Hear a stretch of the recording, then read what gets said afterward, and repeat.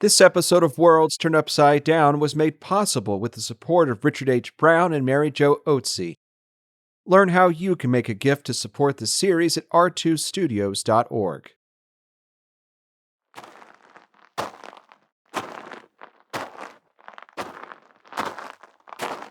The snow was deep, and the night was cold and dark in Boston on March the 5th, 1770. As Bostonians and British soldiers traveled streets paved with oyster shells, compacted snow turned ice made for delicate walking. Though new-fallen snow quieted their footsteps, the stillness of the frigid air carried sounds over a distance. From within her lodgings at the Royal Exchange Tavern at the corner of King Street and Royal Exchange Lane, Jane Carruthers heard a commotion outside. We know little about Carruthers' life before this moment. Perhaps she worked at the tavern. She may have only recently arrived in town. Surely she felt a sense of anticipation, for in a few weeks' time she would marry Private Joseph Whitehouse of the 14th Regiment of Foot. She was but one of many British Americans who found and forged a family in the British Army. As Carruthers ventured out into the moonlight to search for the noise, she spied Private Hugh White of the 29th Regiment just across the lane, standing guard in front of the customs house on King Street. White was 30 years old in 1770, a veteran of the Army for 11 years. He had taken the King's shilling in County Down, Ireland, and joined the army in 1759, a decent option for an unskilled lad like him. We can imagine White stamping his feet to keep warm as he manned the sentry box in his blood-red coat, the small clouds of hot breath rising from his face. The Customs House and the Royal Exchange Tavern were just down King Street from the townhouse, the seat of the colony's royal government. The main guardhouse was just across the way. As she approached White, Carruthers may have noticed some agitation. Earlier that evening, White had clubbed a wigmaker's apprentice named Edward Garish with the butt of his gun, after overhearing Garish hurl insults at a British officer passing nearby. The officer had ignored Garish's taunts, not wishing to inflame tensions that night. White did not have the officer's discipline, nor his composure. Soldiers and civilians had lived in an uneasy, sometimes broken peace in Boston since the fall of 1768, when rioting and protests over the Townshend Acts compelled London to deploy regiments to the town.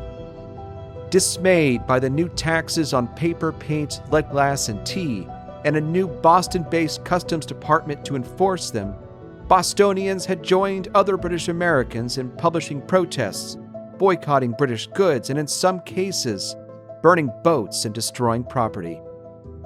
By the summer of 1768, London had had enough.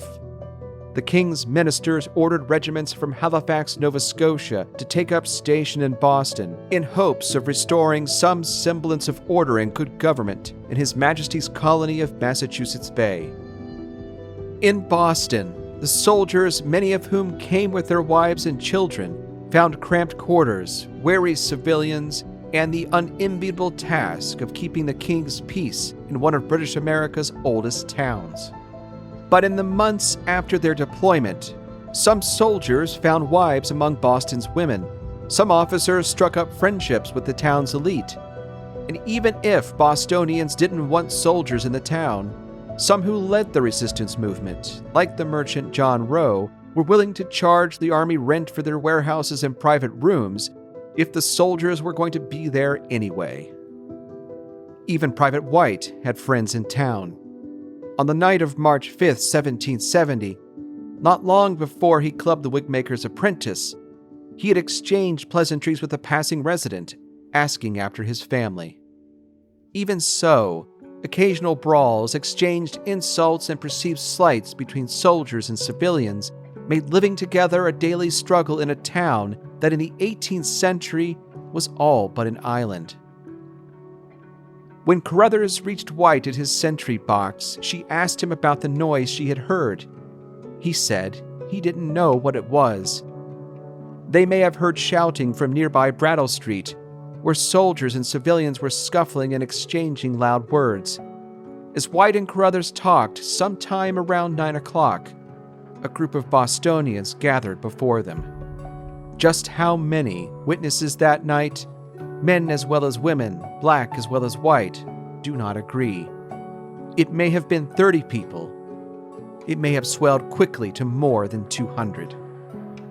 What is clear is that many of them were furious at White for having struck Edward Garish, and as the crowd gathered, Carruthers claimed she heard someone in the mob shout, "There is that bloody-backed son of a bitch! Let us go kill him!" Bostonians began hurling oyster shells, chunks of wood, and ice at White, forcing him out of his sentry's box and back toward the customs house. He called to the main guardhouse for help. At around 9:15, church bells began to ring. To ring at such a strange hour could mean only one thing: the town was burning. But as more Bostonians poured out of their houses and taverns to douse the blaze, they found only the heat of a growing mob confronting Private White and the soldiers who had come to help him. Newton Prince, a free black businessman and member of the Old South Church, heard the bells ringing. He ran out into the street where he was told, "There was no fire, but something better. There was going to be a fight. Some had buckets and bags and some clubs. I went to the west end of the townhouse, where were a number of people. I saw soldiers coming out of the guardhouse with their guns and running down one after another to the customs house." Captain Thomas Preston of the 29th Regiment led a group of 7 men to Private White's aid, maneuvering through the growing crowd to join him in front of the customs house. They formed a defensive half-circle at the corner of the building, with bayonets fixed and weapons loaded, as the insults, ice, and invective continued to rain down on them. Richard Palms, a merchant and member of the Sons of Liberty, who had been trying to calm tempers that night, made his way through the crowd to Captain Preston. He asked the officer if he intended to order his men to shoot. "By no means, sir, by no means," Preston replied, knowing he could not legally act without a command from civilian authorities. Private White pushed Jane Carruthers back out of the way.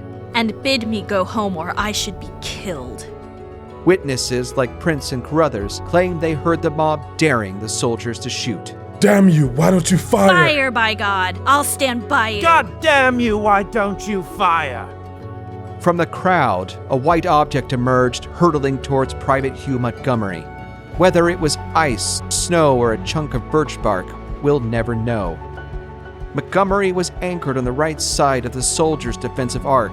The object struck the muzzle of his musket, and as Montgomery recovered his balance and leveled his weapon, the crowd saw the flash of the pan and heard the sound of a shot.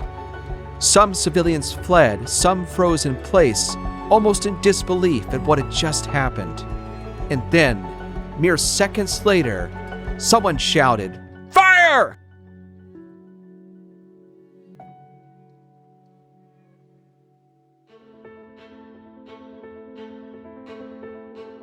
I'm Jim Ambuske, and this is Worlds Turned Upside Down, a podcast about the history of the American Revolution. Episode 13, The Massacre.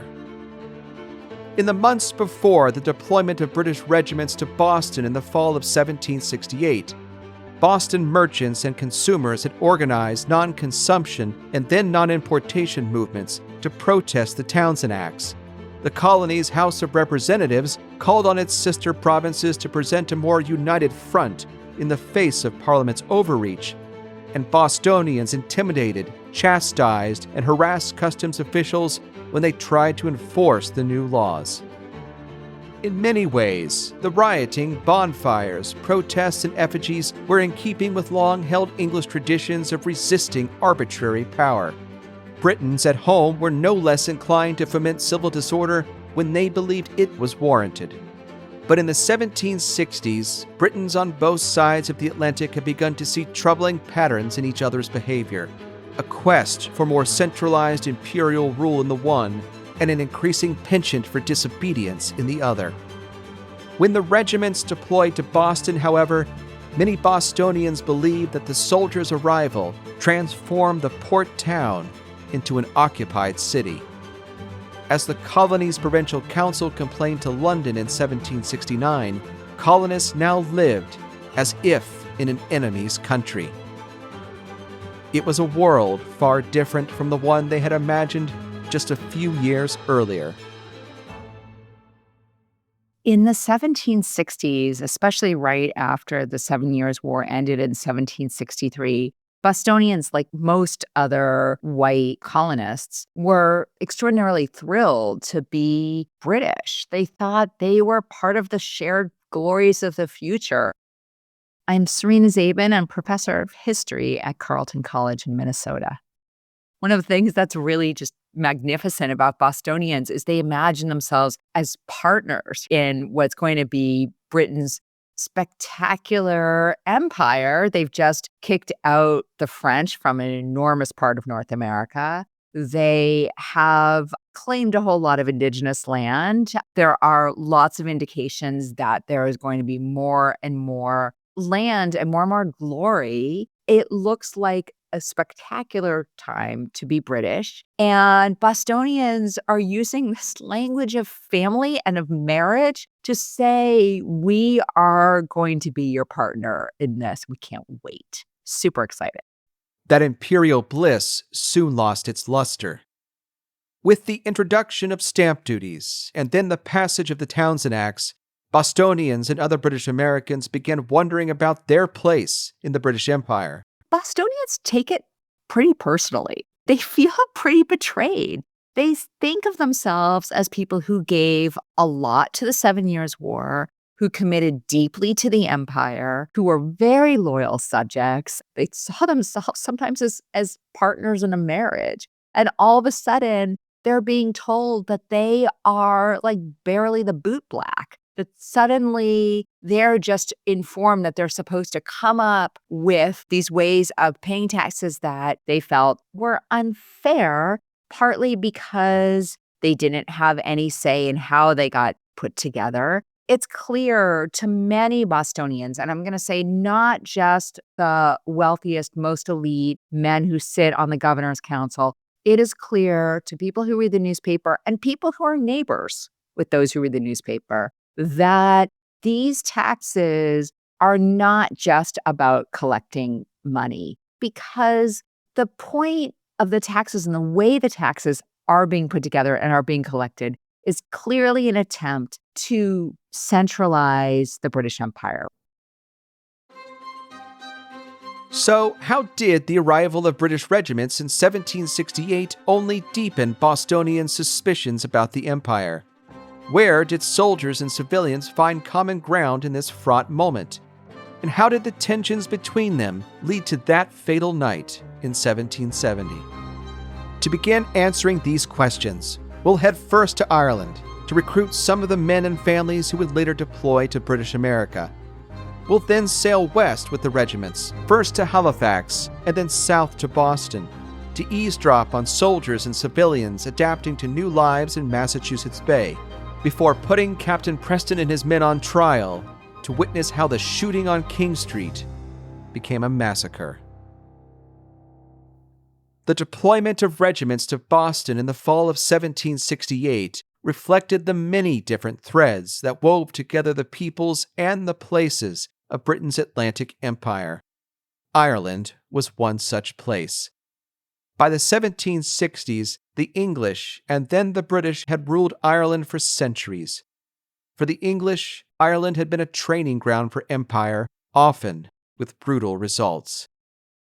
By the mid-18th century, it was also becoming an important source of manpower for Britain's imperial ambitions. The British stationed regiments there as part of regular troop rotations, holding them in readiness for deployment elsewhere throughout the empire. They were also meant to deter the perfidious French from fomenting rebellion among Irish Catholics against their Protestant rulers. The 29th was among the regiments recruited and stationed in Ireland. Here's Serena Zabin. The 29th Regiment of Foot was an Irish regiment, which is to say most of its privates are raised in Ireland. Most of the officers are Scottish or Scots-Irish, but the privates are Irish. They're primarily from Protestant Ireland. At this moment, it was illegal for Catholics to serve in the British Army. Like Private Hugh White, Matthew Chambers joined the 29th Regiment in 1759 as the fighting in North America during the 7 Years' War neared its end. He too hailed from County Down, not far from Belfast. Chambers was a tailor by trade, but his willingness to enlist at age 19 suggests he saw few prospects for himself in the north of Ireland. Enlistment as a private is lifetime, unless you manage to somehow get out of it, either because you've been injured or there are some privates who manage just to legitimately get discharged. But for the most part, you've made a lifetime commitment. A lot of the Army is actually relatively old. They are born in the 1730s or 1740s. They're 30 or 40 at this point. Newer enlistees come largely because there is a regular paycheck. It's not very big. It's often insufficient. But for some Irish, it is more sufficient than what they are making as laborers on someone else's land in Ireland.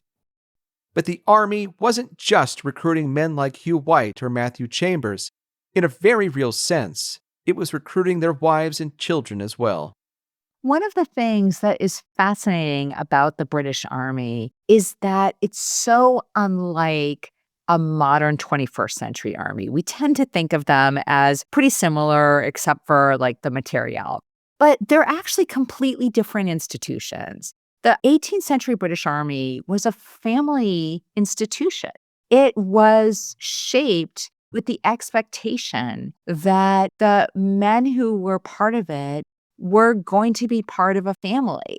That didn't always work perfectly, but the Army is an organization that employs both men and women. Every regiment has a set number of women who actually get rations and get pay to do some of the work of the Army. Those women are almost entirely married to the privates in that regiment. Very occasionally, they're daughters instead, but they're largely wives. There are official rules about how many women are allowed to be paid as part of any regiment. Much of the time, commanding officers ignored those rules because men were likely to desert if their wives were not allowed to be part of the regiment that they're traveling in. In this world, there's no way to send your pay home. So if you are a woman who's married to a soldier and you can't travel with the regiment, you're pretty likely to lose your husband's financial support. So there's a lot of incentive for women to be part of the Army.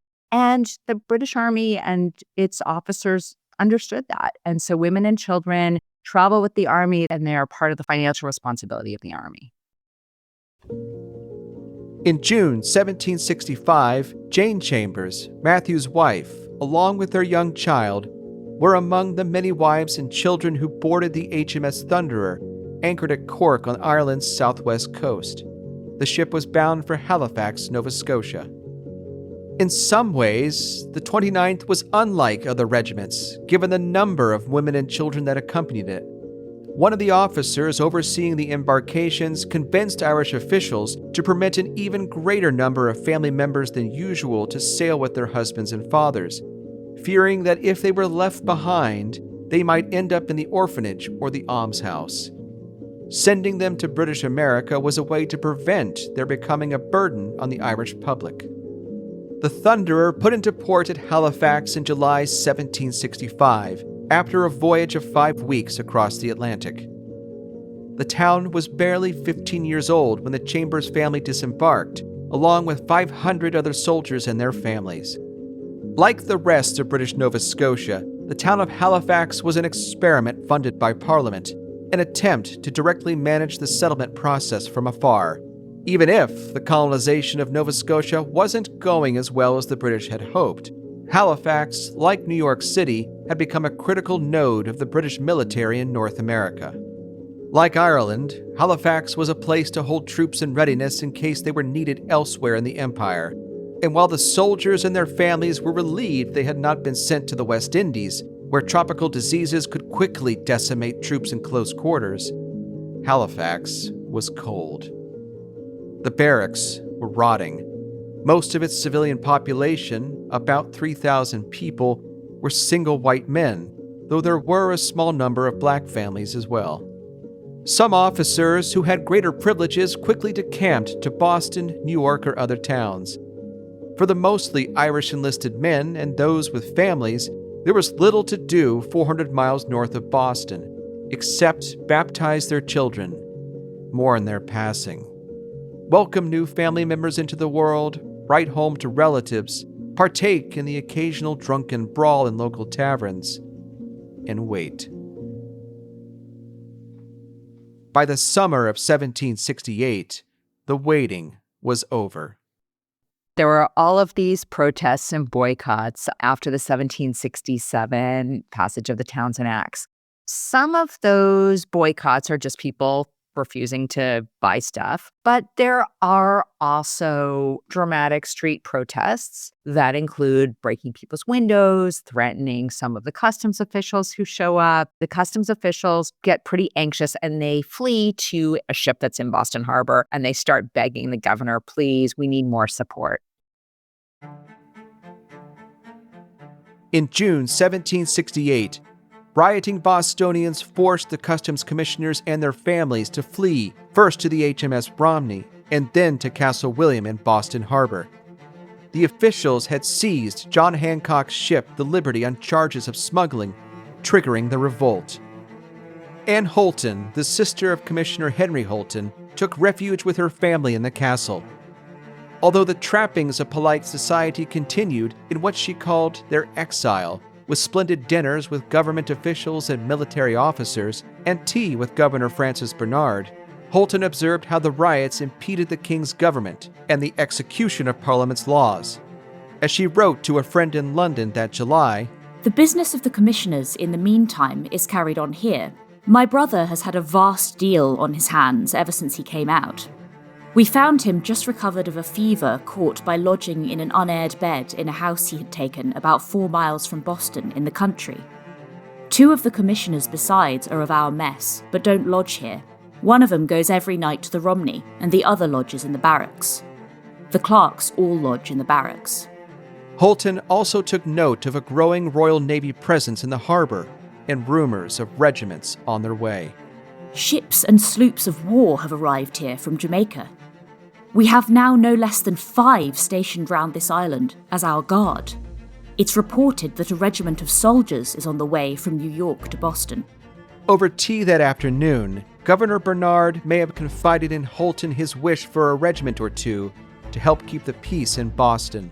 General Thomas Gage, the commander-in-chief of British forces in North America, had offered to send soldiers if Bernard requested them, but the colony's provincial council rejected that plan, and the governor felt he could not turn a blind eye to their unanimous advice. In a postscript, Holton captured the governor in a reflective moment as he weighed the recent past against an uncertain future. His Excellency says, 2 more such years is the past, and the British Empire is at an end. What neither Holton or Bernard knew as they drank tea on that day in mid-July is that at that moment, secret orders were on a ship heading west from London to New York. The Earl of Hillsborough, the Secretary of State for the Colonies, had read with growing alarm Governor Bernard's recent letters recounting Massachusetts' resistance to the Townshend Acts and its Assembly's attempt to enlist the support of the other colonies in their protests.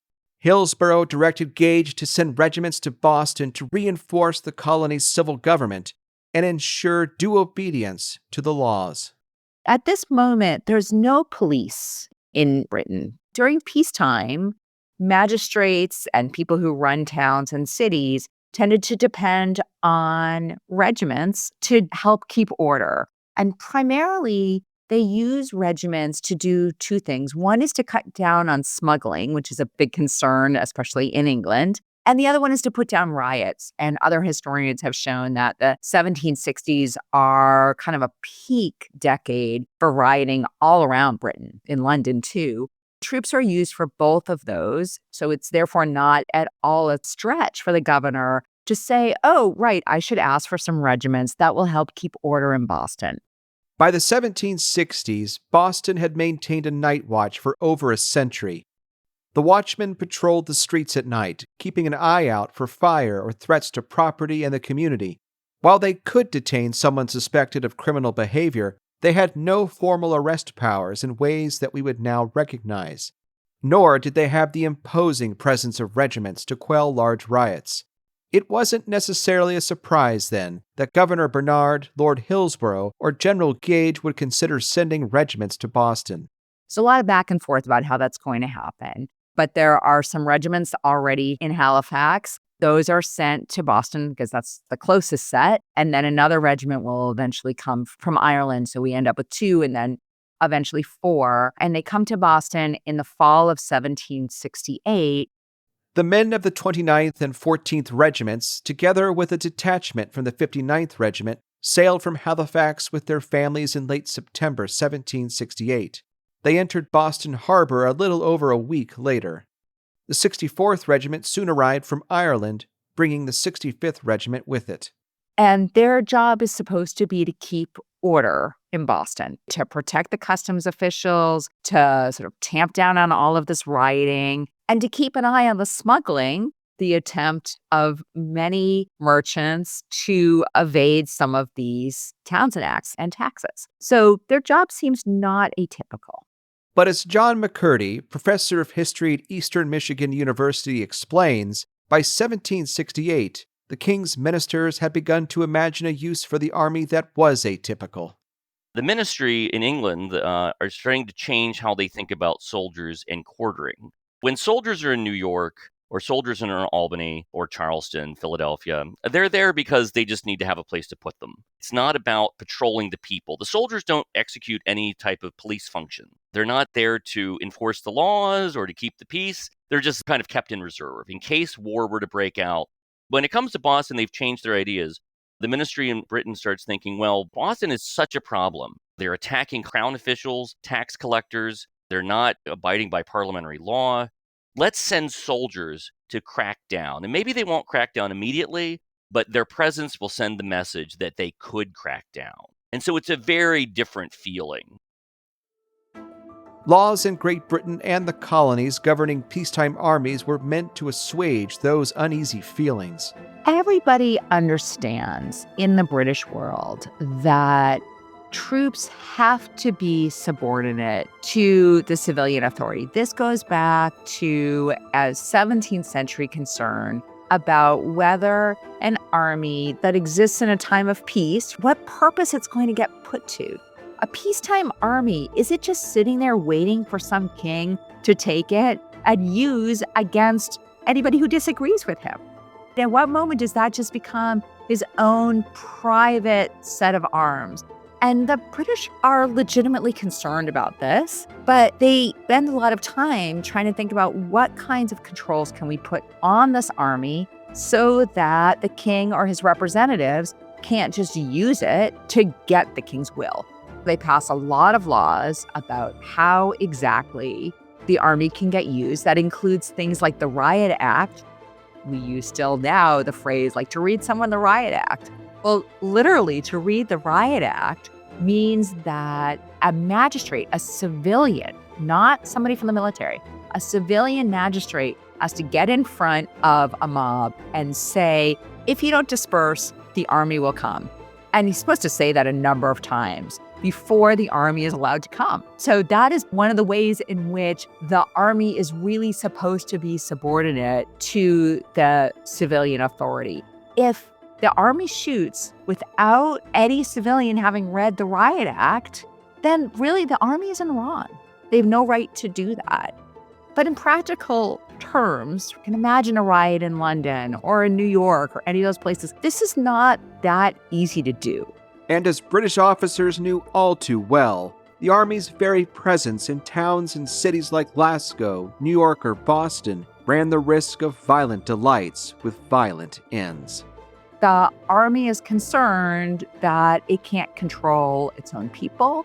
And so for the most part, all of this kind of urban policing that peacetime regiments are being sent to do is incredibly unattractive to people, especially to officers who are the people who are going to be responsible if anything goes wrong. So most of the time, officers whose regiments are being sent to do urban policing are looking for ways to get out. They always think this is going to end my career, and half the time they're right. From the decks of their ships, the soldiers and their families who sailed into Boston Harbor in the fall of 1768 caught sight of the town that in the 18th century was almost an island. Serena Zabin explains why.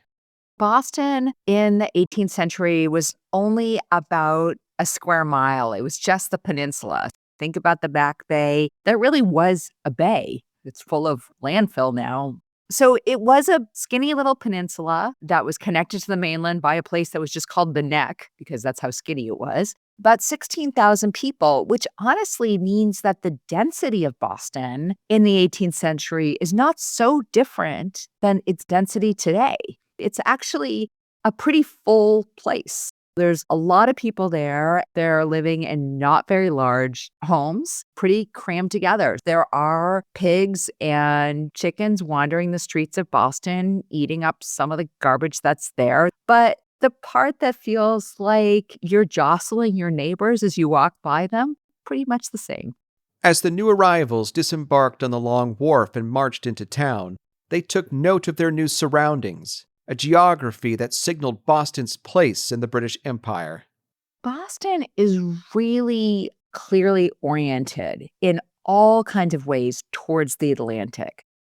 The way Boston was set up, it had a long wharf, what is known with great originality as the Long Wharf, that sticks out into Boston Harbor, sticks out farther than any other wharf, and it heads straight out to Britain.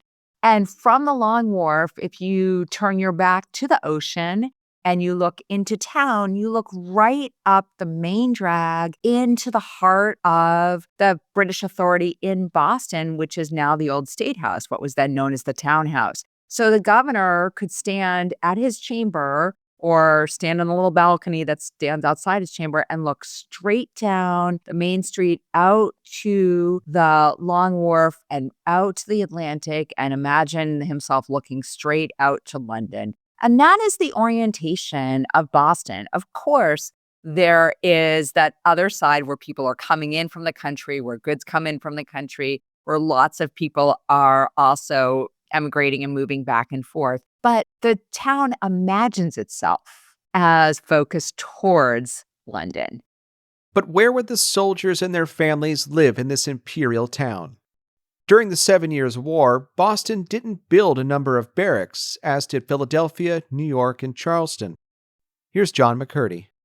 Boston considers it. They debate it in the assembly and decide not to. I think in part because not a lot of soldiers are sent to Boston. They have a fort on an island, what we know as Castle William or Castle Island, and that seems to be enough.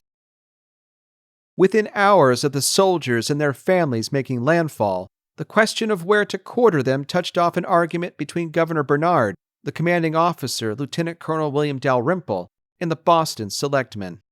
There is an argument between the commanding officers with the support of the governor. They're on one side. And on the other side are the town selectmen. And Boston is at this moment a town, not a city. It doesn't have a mayor. So the guys who are running the town. The governor wants all of these troops to be right in the center of the city because what they're supposed to be doing is crowd control. He wants them right where all of the rioting is happening. He's got some idea that maybe he's just going to requisition some space and just load all of these troops, men, women, children, into the center of Boston. And the selectmen say, you can't do that. To protest the governor's plans, the Boston selectmen invoked the Quartering Act of 1765. For them, the law that New Yorkers had resisted with so much vigor was an asset in their attempt to keep the soldiers out of town. They say, look, the Quartering Act says very clearly that troops, when they are brought to a new place, have to be housed first in existing barracks.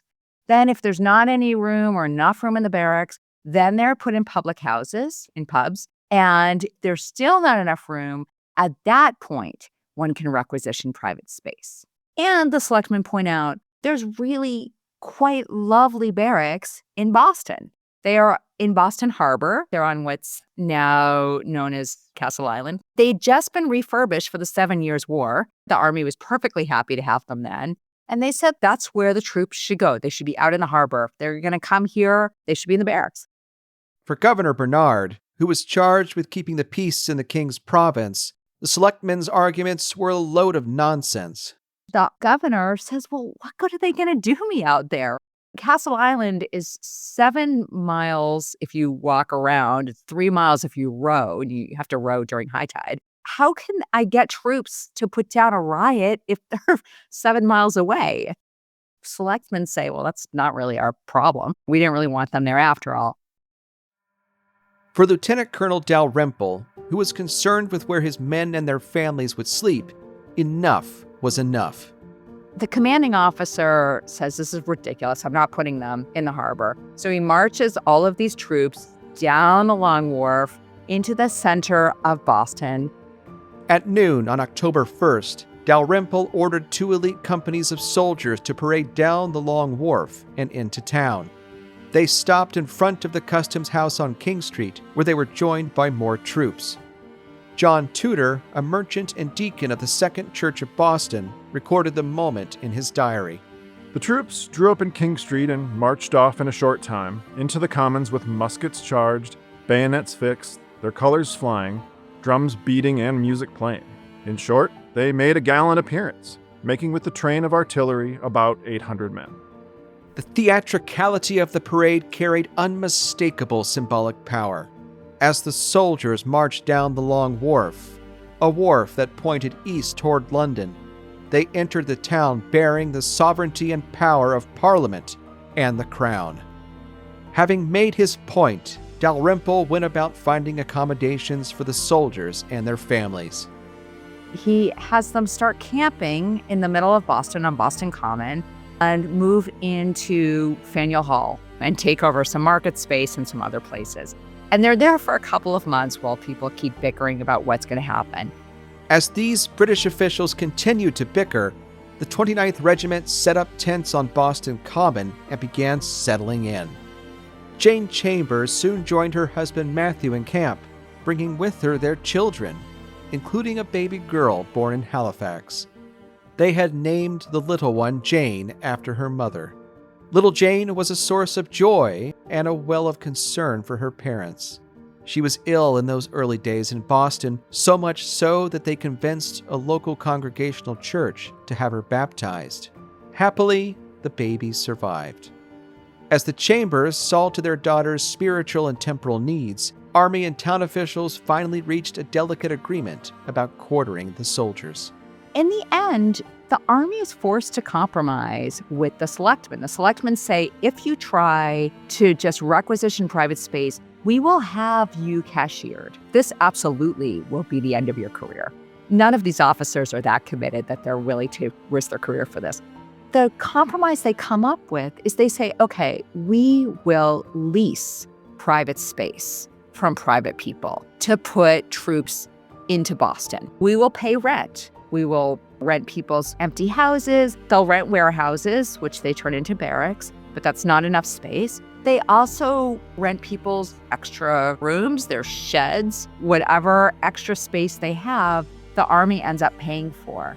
And as they do that, they end up moving all of these troops, including all of these families, into every corner of Boston, and they turn hundreds of Bostonians into landlords and landladies as they move all of these people into their private homes.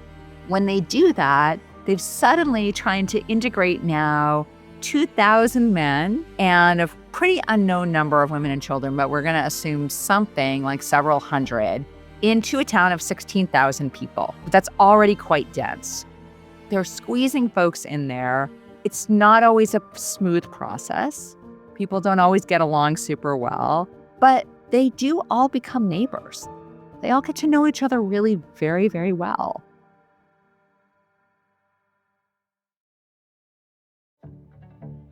Over the next 17 months, from October 1768 to March 1770, Bostonians and British soldiers learned to live together in their peninsular town.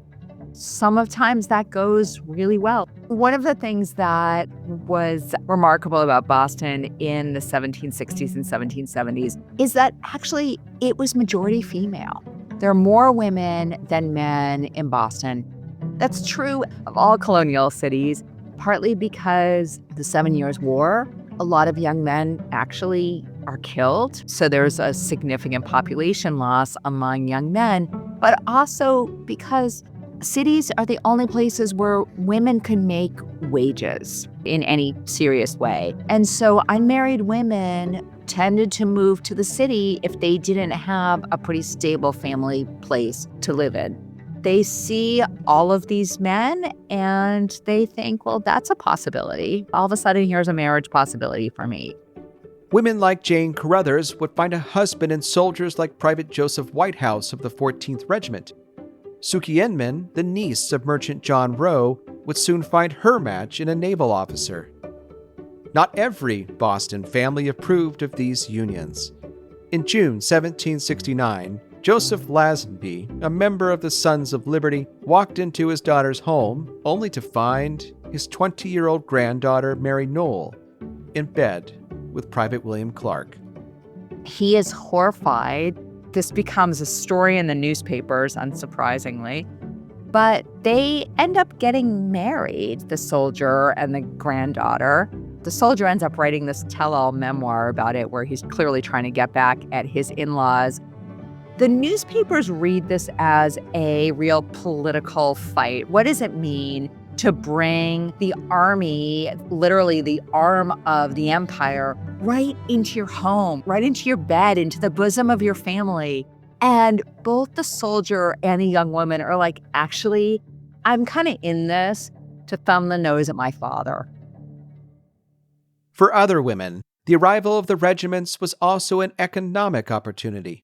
In the 18th century, women were essential laborers in a functioning military. Women who are being paid by the army are overwhelmingly doing laundry. That's the one thing that men really won't do in the 18th century. There are plenty of male tailors, although there are also women, who will make uniforms. But what men will not do is wash clothing. And that is an enormous hygienic problem for the army. That is one reason why it's important for them to have women who will do that very hot and heavy work. Soldiers and their families were also potential consumers for Boston's female merchants and laborers. They are doing plenty of laundry. They're doing plenty of cleaning. They are, of course, also doing wet nursing when they can, but we see advertisements for that. And then we see lots and lots of women who are engaged in sort of small-scale business ventures. They sell a lot of seeds, for example. That tends to be a big thing. Wealthier women run various kinds of shops for clothes, right? And also for cloth before it's made into clothing. Then they'll sell things like gloves and stockings and shoes and things like that. So wealthier women are selling those fine imported goods. Less wealthy women are selling those same goods, but in the secondhand market.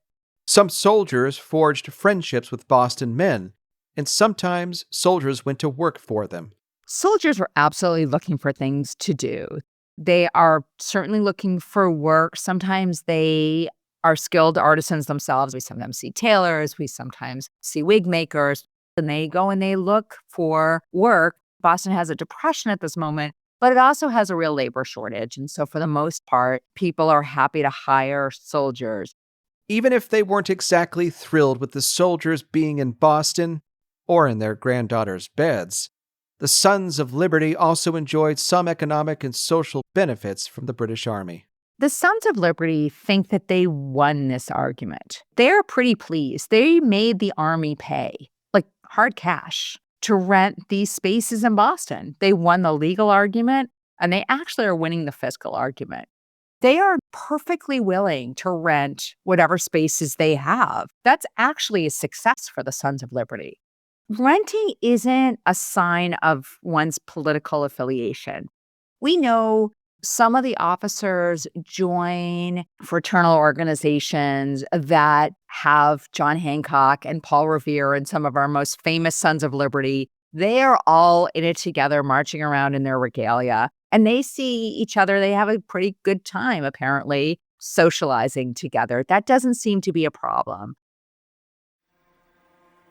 While the Sons of Liberty and officers like Dalrymple enjoyed cordial relations, Boston women and enlisted men celebrated welcome and unwelcome marriages, and Boston landlords collected rent from military tenants, Black British soldiers serving in the regiments forged relationships of their own with enslaved and free people of color in Boston.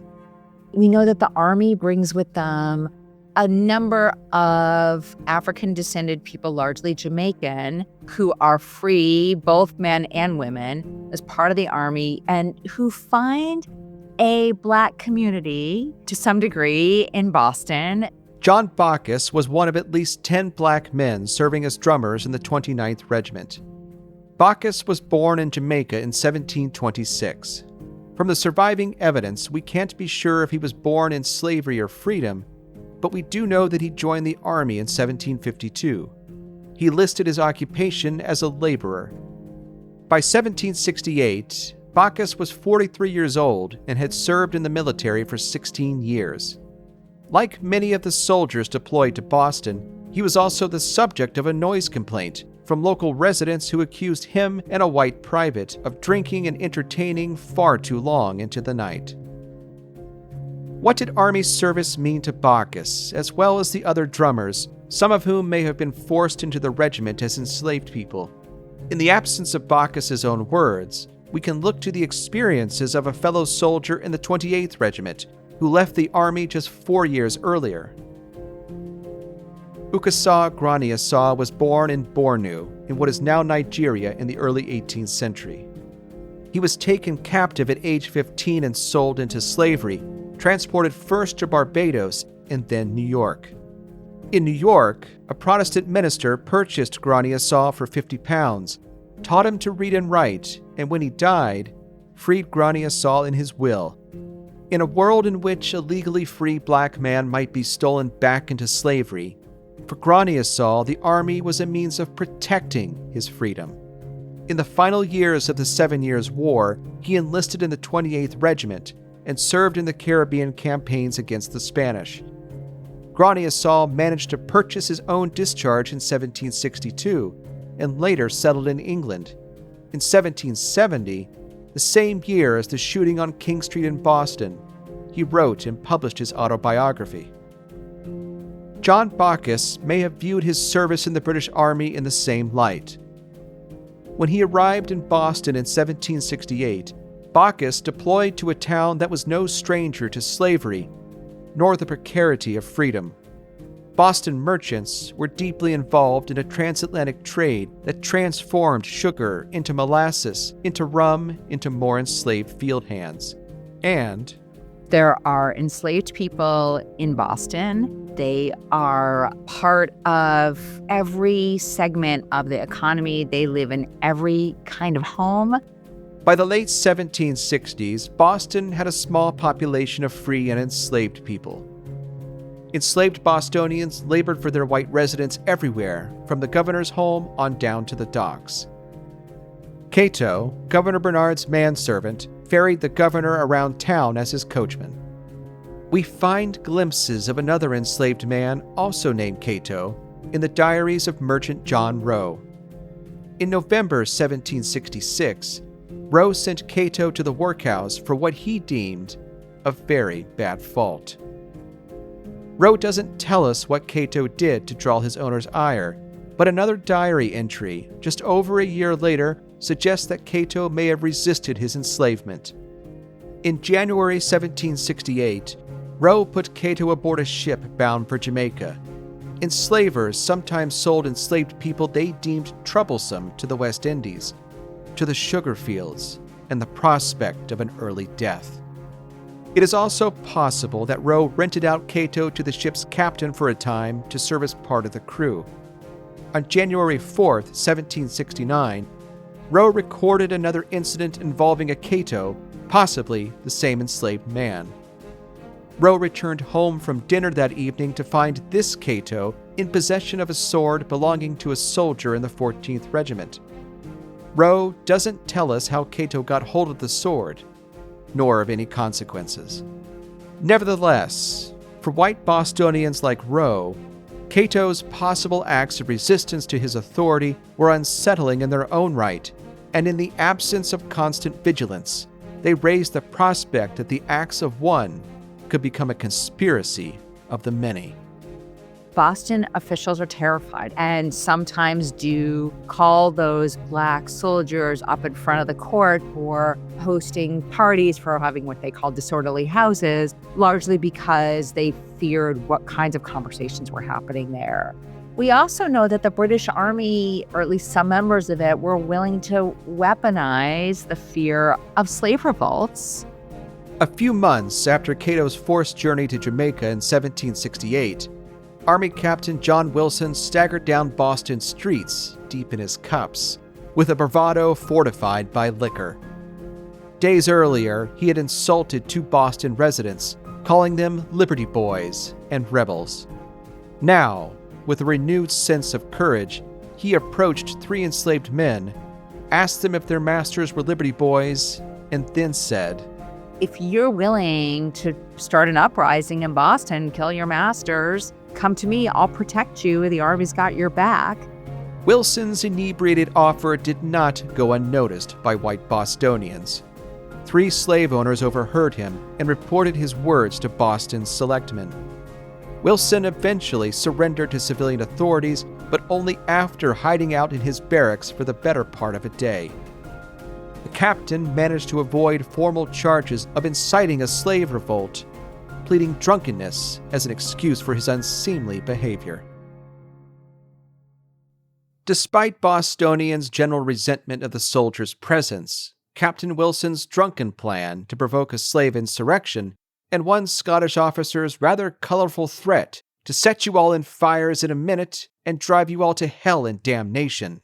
By the summer of 1769, some semblance of order and calm had returned to Boston. The protests in Boston have really calmed down after 1768.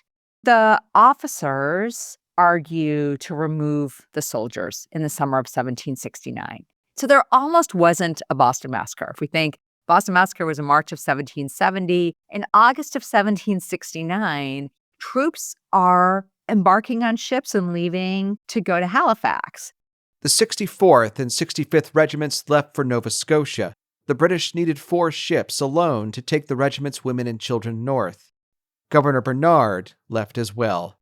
In the spring of 1769, a member of Parliament friendly to Boston's Sons of Liberty leaked reports that the governor had sent to the king's ministers, reports that in Bostonians' view had portrayed them as lawless radicals.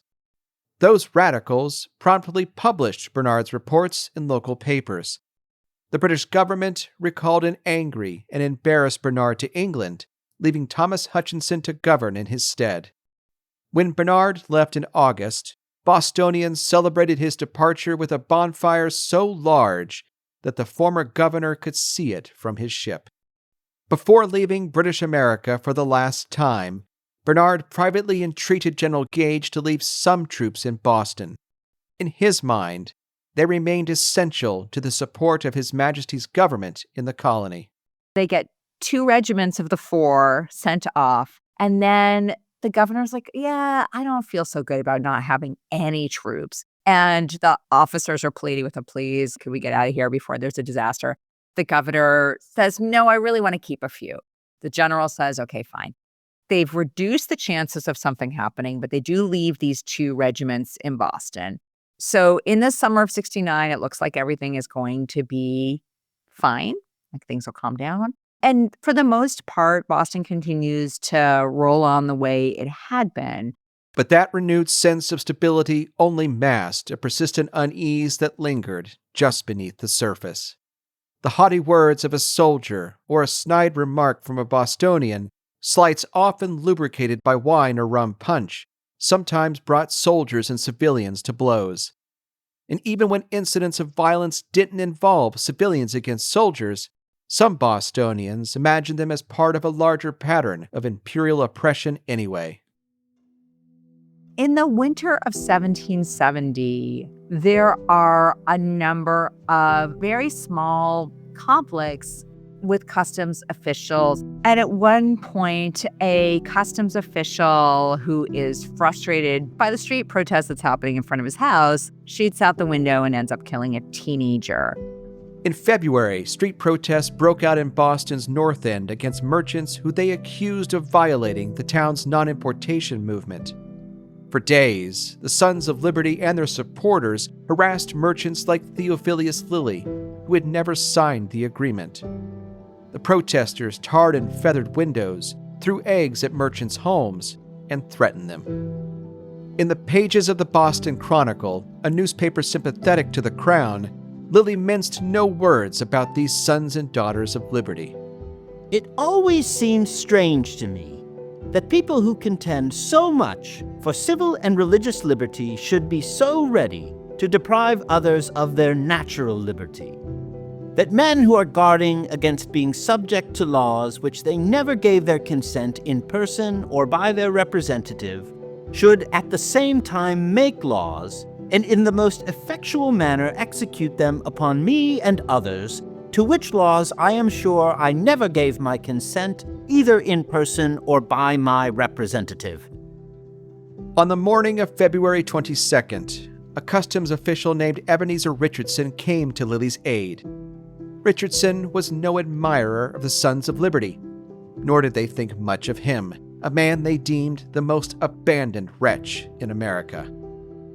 Throughout the day, Richardson and the protesters traded insults before the customs officer took refuge in his home. As the protesters lobbed stones, fruit peels, and wood at his door and through his windows, Richardson grabbed his gun and stuck it through the window frame. He fired just as Christopher Sider bent down to pick up a stone. 11 swan-shot pellets lodged in his chest and abdomen. 2 other men were wounded. At that moment, the commanding officer says, well, should I go out there? And then it's like, well, I can't go and do anything about this until the civilian authority asks for my help. And the civilian authority never does. With no civilian official reading the Riot Act before the crowd, the Army had no legal authority to intervene. Sider was carried to a house where he died at 9 o'clock that night. He was 11 years old. When Christopher Sider is killed, it actually has nothing to do with the Army. They're sitting there in their barracks. But the Sons of Liberty see this death and these protests against the customs officials as part of a larger political story. They organize an immense funeral for Christopher Sider. John Adams says he's never seen anything like it in all his days. Emerson's grandfather's in town, and he's just stunned by how many people are thronging the street. So there's an immense funeral that the Sons of Liberty see as one of the pieces of PR that they are doing to explain that really these customs officials are overstepping. That customs officials, like the Army, are part of the British government, and they really shouldn't be in Boston. So already in February of 1770, you have people talking in political terms. Not everybody, but a lot of people are on the street for that funeral. But nonetheless, the troops are not a part of it. They don't necessarily see themselves as part of that story. Officers are saying, I don't love how these politics are rolling, but privates continue to be hanging out with their neighbors, getting drunk, getting married, having kids, baptizing them in the local churches. Those things are all happening. As Ebenezer Richardson awaited trial for murder, and the Sons of Liberty transformed Christopher Sider's funeral into a public protest against imperial overreach, soldiers and civilians continued to fraternize with and insult each other. On March 2nd, ropemaker William Greene called out to Private Patrick Walker of the 29th Regiment, who was just then passing by. Greene asked Walker if he wanted some work. According to one account, when Walker signaled his interest, Greene then told the soldier to go and clean my shithouse. The surviving sources don't agree on who threw the first punch, but the ensuing brawl that erupted lasted 2 days before civilian officials and regimental commanders managed to get both sides under control.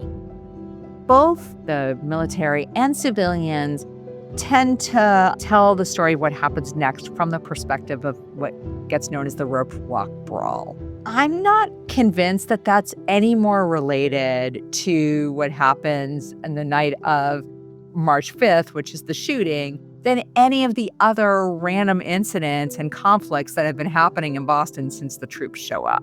But the story gets put together that way. 3 days after William Green lobbed verbal scat at Private Walker, Jane Carruthers was inside her lodgings at the Royal Exchange Tavern when she heard a commotion outside. It was the night of March the 5th, 1770. There's a snowfall, and it's worth remembering that Boston at this moment doesn't have any street lights. So it's dark. 9 o'clock at night in March is dark. Carruthers headed outside and crossed the lane to find Private Hugh White of the 29th Regiment standing guard in front of the customs house. Only hours earlier, White had clubbed a wigmaker's apprentice with the butt of his gun for insulting an officer.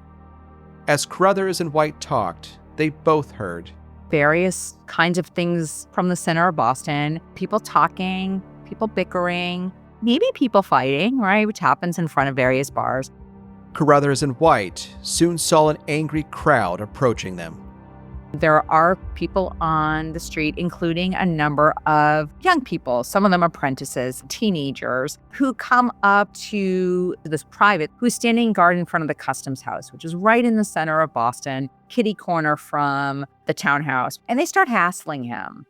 They hurled ice, oyster shells, and insults at White, who began to fear for his and Carruthers' safety. And he gets anxious. He calls for backup. Handful of soldiers come, led by the officer of the day. Other civilians come out to find out what's going on. Captain Thomas Preston arrived with 7 men to reinforce White at the corner of the customs house, in the face of a growing crowd. White turned to push Carruthers out of the way. The number of people in the street ranges, in people's estimates, anywhere from 50 to 250, which is a big range. It's hard to know how many people are actually there trying to figure out what's going on. The officer of the day tells a civilian whom he knows on the street that this is all going to be fine. He's just sort of there to try to calm things down. But things continue to get wild, and it's not clear what happens because nobody can see anything. In those chaotic few moments, as civilians and soldiers alike watched from many different points on King Street, as they threw ice, shouted insults, strained to hear, felt rage, fixed bayonets, and battled fear, no one person could see or hear everything. The first shot rang out from Private Montgomery's gun, and then all we know that all the witnesses agree to is that somebody yells fire. And it's very unclear whether what we have are civilians who are yelling at the soldiers, you don't dare fire, because of course nobody read the Riot Act. We don't know if somebody is yelling fire. There's a fire, which is not uncommon in Boston, which is a wooden city, and much of the center of Boston burned down pretty spectacularly in 1760. So fire is not an unusual thing to be afraid of. Or whether actually somebody yelled fire as a command. So we don't know. All of those are possible. All we know is that guns fire, and when the smoke clears, there are 3 people dead, 2 more dying on the street, and another 6 who are injured. Crispus Attucks was killed immediately. 2 musket balls tore through his chest. Attucks was a mixed-race man, a descendant of both West African and indigenous Natick peoples. He had been born to the west of Boston in the town of Framingham nearly 50 years earlier. He had once been enslaved, although historians are not sure if he was legally free at the time of his death. Some Bostonians knew him as Michael Johnson, a name he used to conceal his identity and protect against possible re-enslavement. That Attucks was even there that night was a matter of chance. In 1770, he was a sailor by trade and called the Bahamas home. He was headed to North Carolina by the way of Boston when on the night of March 5th, he was seen leading a group of sailors who were brandishing clubs and threatening Captain Preston and his men. Ropemaker Samuel Gray was shot in the head. He was dead before he hit the ground. He had been standing in the crowd with his hands in his pockets. James Codwell, another sailor, was in the middle of King Street when 2 musket balls ended his life. 17-year-old Samuel Maverick was running away from the crowd when something redirected the flight of a ball, sending it into Maverick's chest. He died the next day. Irish immigrant Patrick Carr was crossing King Street and heading for the corner of Quaker Lane when a musket ball ripped through his right hip and into his spine. Carr was no stranger to a fight. Only moments before he was shot, another man had persuaded Carr to leave a cutlass behind before joining the crowd. Doctors couldn't save him. He died 2 weeks later. 2 are dying, and those who are dead, they're bleeding out in the snow in front of the central seat of British power. Seeing that kind of violence, whether deliberate or not, and that's what's so unclear, but seeing it happen, seeing civilians die in front of the central site of British authority was really terrifying and really moving to everybody, including the governor, including the officers, and of course, including all of the Bostonians. It's a horrifying sight. Within minutes of the shooting, Captain Preston called for the rest of the 29th Regiment to reinforce his men as the crowd began to back away, tend to the wounded, and reform for another fight. Governor Thomas Hutchinson raced to the scene, working his way through the crowd and into the townhouse, and from the balcony managed to somewhat calm the crowd with the promise of an immediate investigation. Everybody at the time says we have to do something about this. Nobody thinks that it was acceptable. The soldiers are not doubling down on what they did. The officer is not saying this is justified. Everybody says, wow, that was awful. And the question is, what happens after that? Soldiers and civilians retreated. Preston turned himself in to civilian authorities the next morning. He and the soldiers involved with the shooting were confined to the town jail. And as civilian officials began taking depositions, political factions began maneuvering to control the narrative. The Sons of Liberty understand it as full of potential for the story that they are trying to tell about the overreach of the British Empire into the ways in which they think the colony should live. They understand that there is a propaganda potential here. Likewise, Army officers understand immediately that there's a story here and they need some PR help. The Sons of Liberty orchestrated funerals for the dead men, arranging public spectacles that exceeded Christopher Sider's funeral only weeks earlier. They also turned to print to champion a narrative that turned the shooting into a massacre. The Sons of Liberty, which includes Paul Revere, tell a very clear story that we continue to live with because it's one of the very few images that we have from revolutionary America, which is the engraving of the Boston Massacre. The artist Henry Pelham began working on a drawing of the shooting within days of the killings. He called his work The Fruits of Arbitrary Power or The Bloody Massacre. Paul Revere managed to get a copy of it. Revere was a silversmith and a veteran of the 7 Years' War.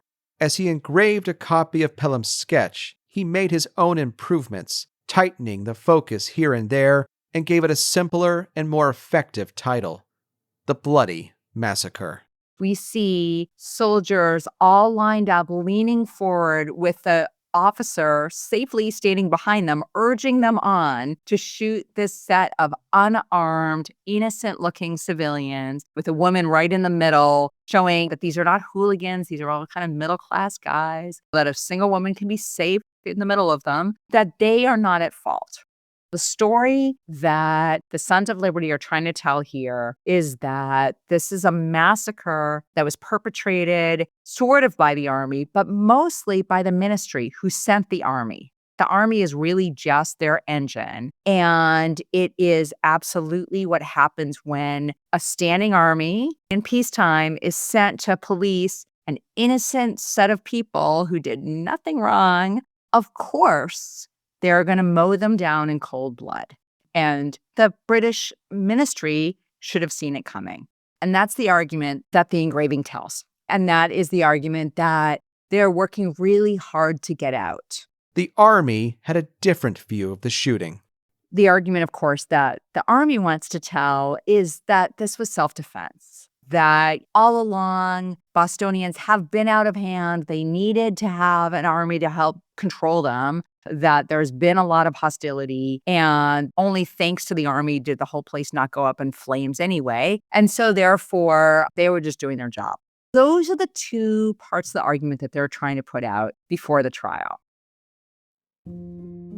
Within 2 weeks of the shooting, and only after delicate negotiations between the governor, army officers, and town representatives, most of the soldiers of the 29th and 14th regiments were removed from the town to Castle William in the harbor. The barracks could not hold everyone, meaning that some soldiers had to leave their wives and children on the mainland. With the soldiers gone, the army no longer paid rent for private homes and warehouses, leaving some army families in the lurch. Since they had always been considered temporary and not permanent residents, town officials warned them that if they became destitute, Boston was under no obligation to provide them with public support. Even as some women and children confronted a stark new reality, others still found happiness. Boston women continued to marry British soldiers. Jane Carruthers became Jane Whitehouse when she married Private Joseph Whitehouse 3 weeks after her ordeal on King Street. Meanwhile, merchants like John Roe continued to dine with British officers.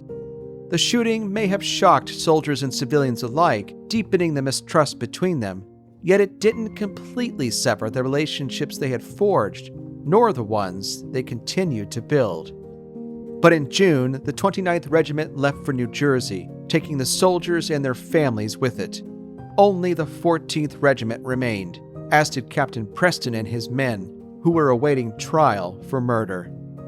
They sat in jail as Bostonians and the British Army continued vying for control of the story of just what happened on that March night. Both sides are trying to tell their story, to put out this narrative in the court of public opinion. But meanwhile, there's an actual court that will have to figure out blame. Whose fault was it? How did these 5 people die? Who's responsible for their death? From the very first night, people were so horrified. The governor promises that there will be an investigation and that this will happen in a civilian court, not a court-martial.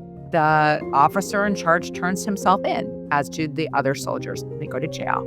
And then there's a question about what kind of defense the soldiers and the officer are going to get. For Boston's town government and for the Sons of Liberty, the impending trials of Preston and his men raised a number of concerning questions. Would Samuel Quincy, the colony's Solicitor General and the Crown's prosecutor of this case, fight hard to convict the King's soldiers in the King's name? Or would he make a poor showing that led to their acquittal? Would the accused receive proper legal counsel from some of Boston's most competent lawyers? Or would Boston's attorneys beg off the assignment, as many already had, leaving the impression that Boston cared nothing for the rule of law? For Preston and his men, the questions were more troubling. Would any Boston lawyer bother to represent them? And if they were convicted on charges of murder, would they face execution? Boston lawyers John Adams and Josiah Quincy Jr. agreed to defend them. Adams was the cousin of Samuel Adams, one of the leading Sons of Liberty. He was also a frequent critic of Governor Hutchinson and an opponent of Parliament's attempts to centralize the empire. Quincy was the brother of Samuel Quincy, the man who was prosecuting their clients. Why they took the case has sometimes puzzled historians. In his later years, Adams claimed he did so only with great reluctance. He sort of heightens the sense that he did this against lots of opposition. Quincy's anxious and distressed father was shocked to learn that his son had agreed to defend those criminals.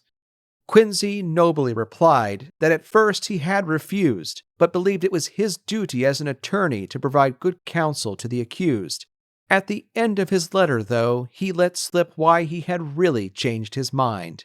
He had received a visit from an Adams, a Hancock, a Molyneux, a Cushing, a Henshaw, a Pemberton, a Warren, a Cooper, and a Phillips.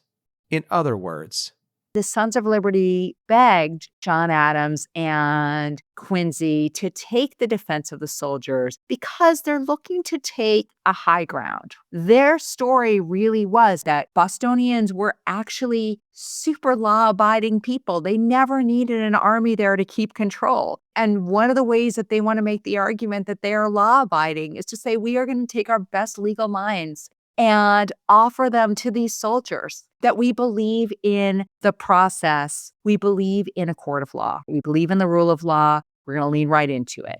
At the same time, it's true that Sam Adams and some of the other Sons of Liberty are not convinced that this is the best strategy. And they're worried that John's going to do too good a job. Yes, of course, they should have defense, but the defense shouldn't be too awesome. And they're, of course, especially worried that the people who are supposed to be prosecuting the soldiers are, of course, the king's attorney. So they're really worried that the prosecution is not going to be very vibrant. To ensure a more robust prosecution, the Sons of Liberty maneuvered to have the town appoint Robert Treat Payne, a lawyer practicing in southern Massachusetts Bay, to assist the Solicitor General on behalf of the victims' families. But they could influence only so much. Much would depend on the arguments that the prosecution and the defense presented in court. Captain Preston's trial began in October 1770.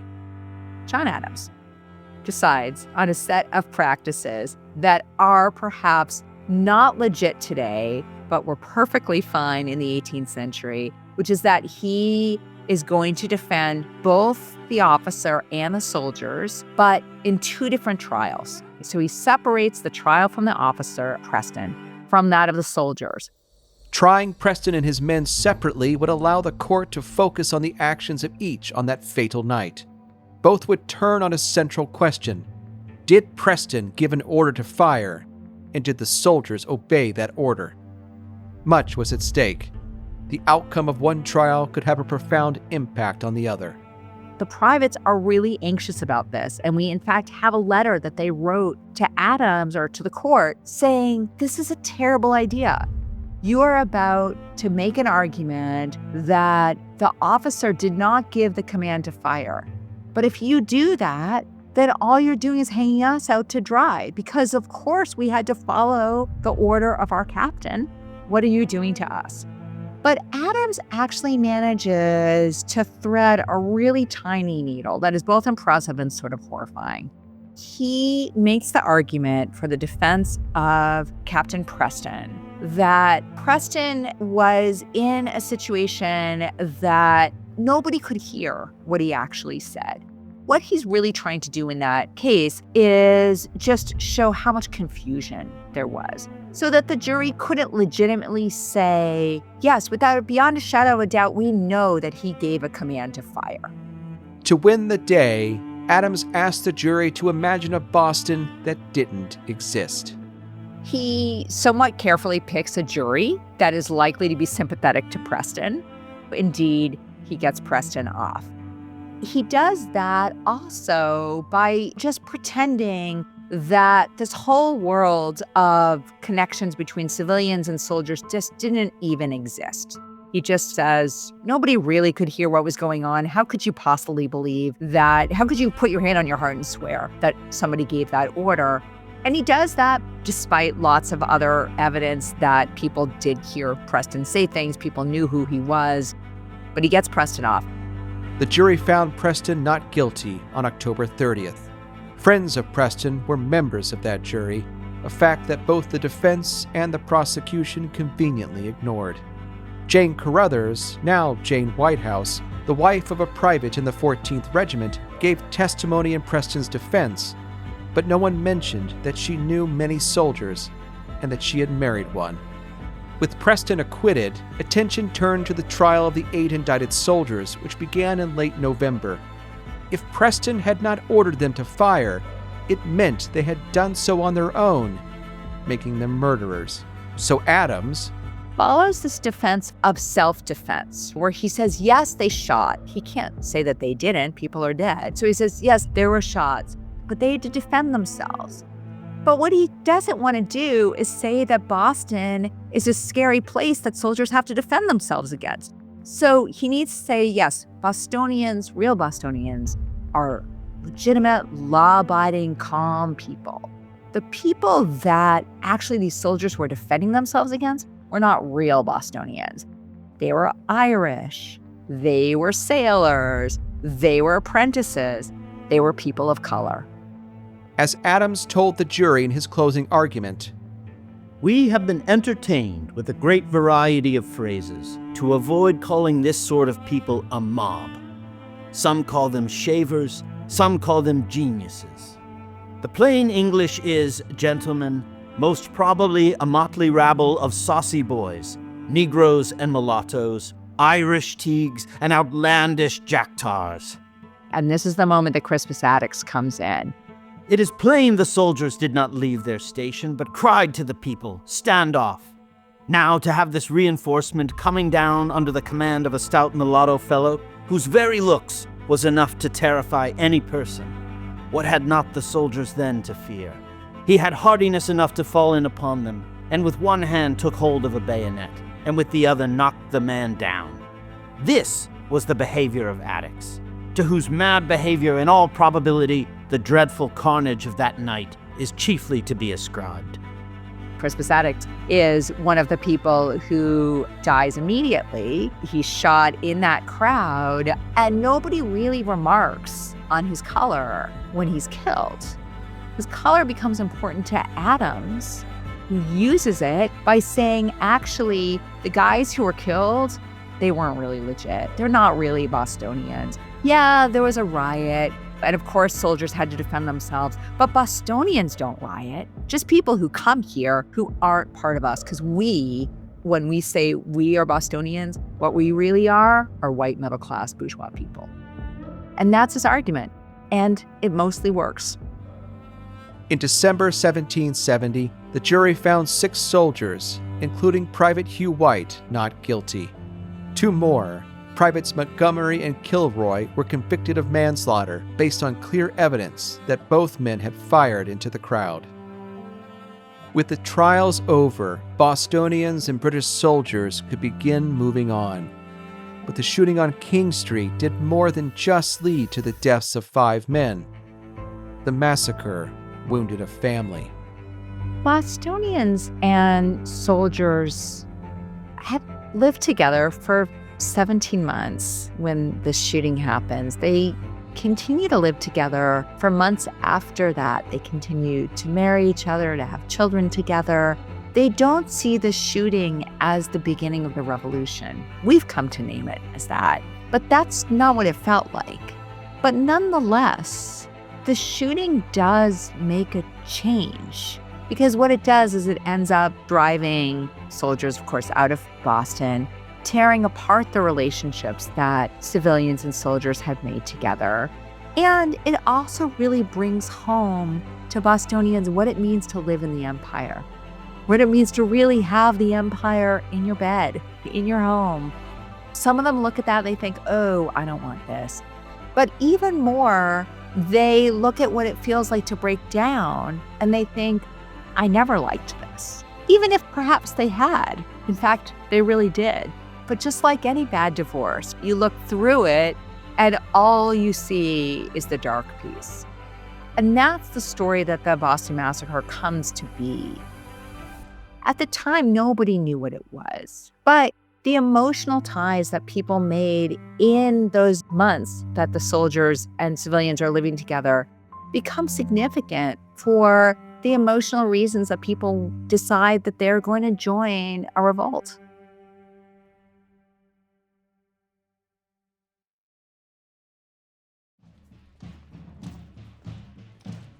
7 months after the trials over the bloody massacre had come to an end, Bostonians opened their newspapers only to find disturbing accounts of recent events in North Carolina.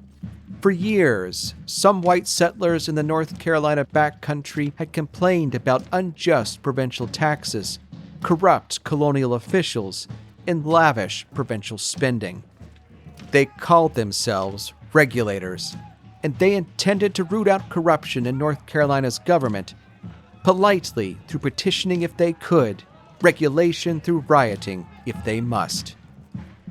In May 1771, the provincial government responded to the regulators' demands at a place called Alamance. Weeks later, Bostonians and other British Americans read with dismay of an astonishing account of a civil war in North Carolina.